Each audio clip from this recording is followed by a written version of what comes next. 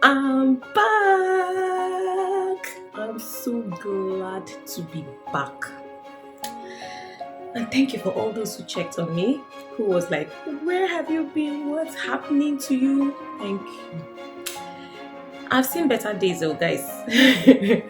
Let me just tell you, I was going through something. I needed to take 3 weeks to take care of myself because I'm sure you guys have had to do it before. Sometimes you have to take time out to just take care of yourself and to go through the things that you've been going through. But if you know me,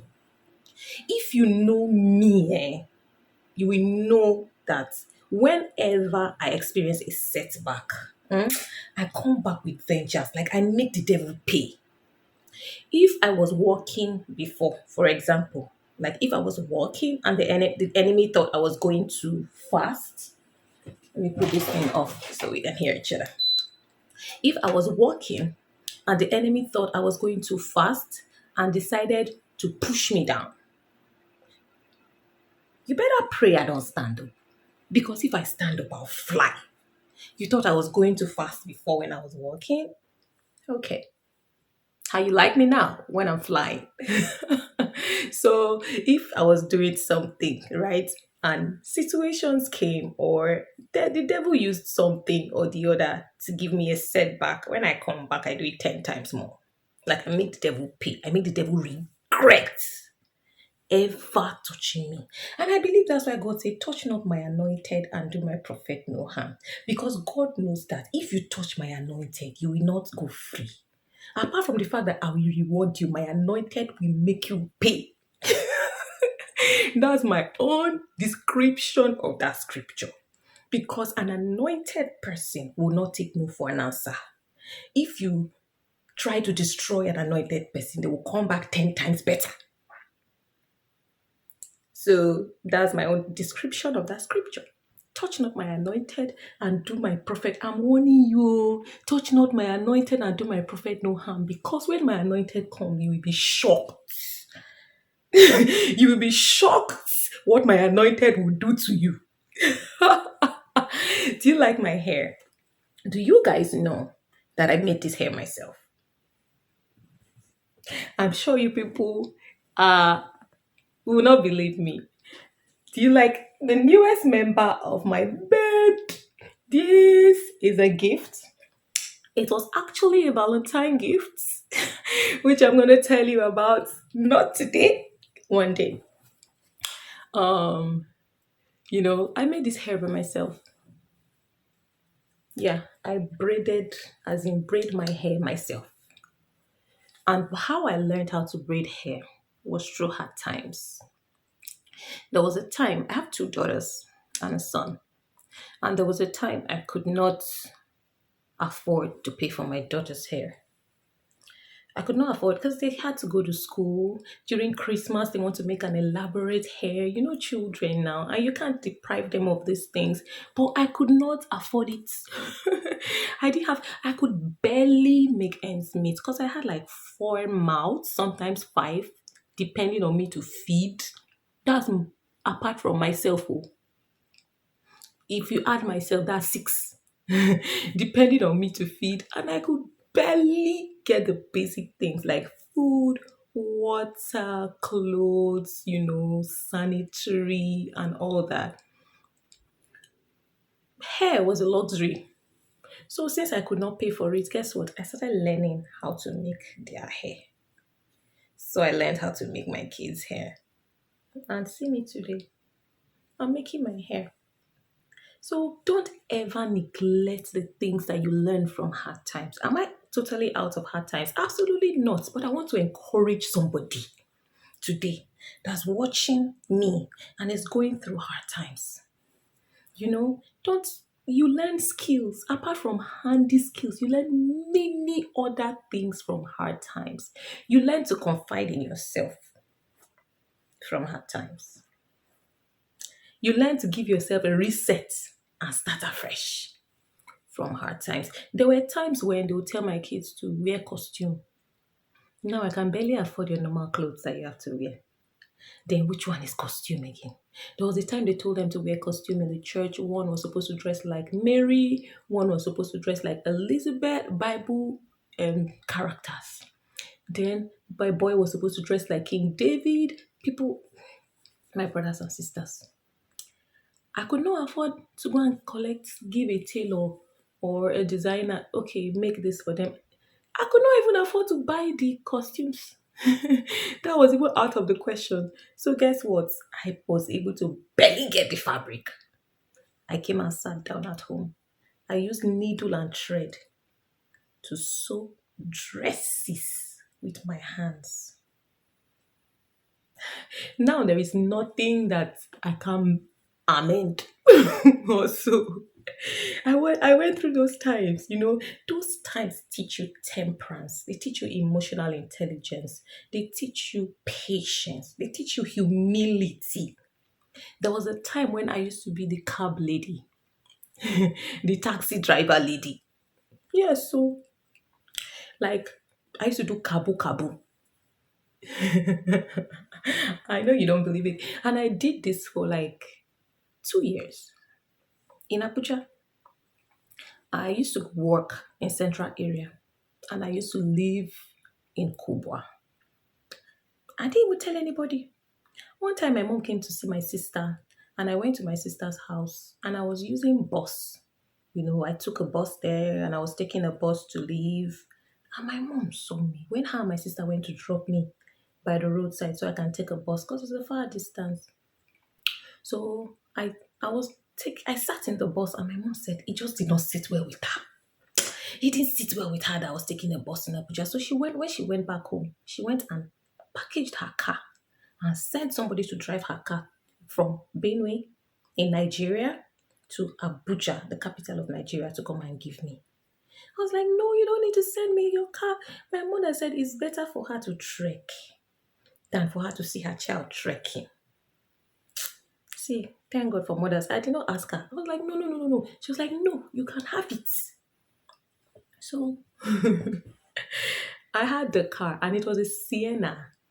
So my people, when I'm going to work in the morning, central area, because it's a long distance. Without hold up, it's like 30, 45 minutes, but with traffic, it can be terrible. So I used to leave the house for work at 6. Now I resume work at 8. But I will leave at 6 and go and drive my cab.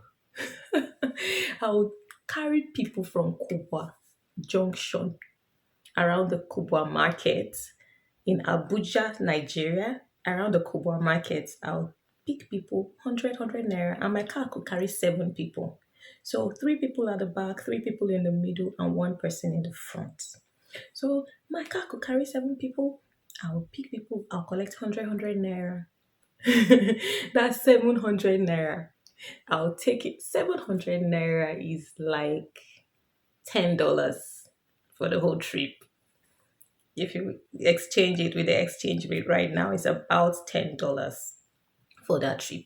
So I would take people to central area, drop them, and then when I'm coming back in the evening, we close by 5, but my boss was so mad. He would be so mad that you're leaving the office by 5. You say, are you in a hurry to leave the office? Give it some time. So I would just pretend and stay there for like 30 minutes and then sneak out. So I'll leave at 5:30, pick people from these stops around central area and then take them to Kubwa. That one, it was 150, so I make about 1,000 naira something. At the end of the day, I make close to 2,000 naira, and that was able to help me for my gas. And then sometimes it even help me with some things at home. Oh, this one I could buy milk for beverage for breakfast in the morning. I could buy this. I'll use it judiciously to help me make ends meet. And I did that until those people that I was speaking from Cuba became like my family. Because there's one woman, in fact, I still don't know her name today. I call her my friend. She always wanted to sit in the front, so I'll just pin down the front door. People will rush when I come and stop. People will rush to enter my car because they were paying 150 for other cars, but me, I was taking 100. So everybody wanted to enter my car. So people will rush and enter my car. So I'll pin down the door for that woman. And then when she comes, I'll just open it and she'll enter and say, "Hey, my friend, how are you doing?" In fact, during COVID, they would call me. These people became like my family. They would call me. She would tell me how what is happening in her office. She would tell me what is happening with her business. The other guys were construction guys. Whenever one of them is not around, they'll be like, how far now? This person did not come. We became like a family, checking up on each other, struggling but caring for each other. So yeah, that was a time that I had to go through, and that helped me.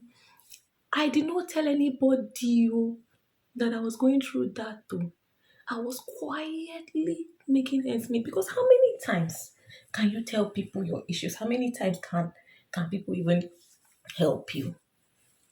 So sometimes you just have to be quiet and go through your issues by yourself. There was another time I would go to church because I sing. I'll go to church, I'll sing. Be happy, make people happy. We'll all rejoice.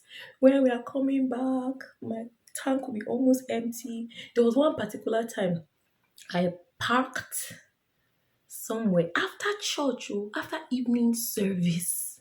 I parked somewhere. I was trying to pick my passengers so I can make ends meet. And then I saw one of the pastors.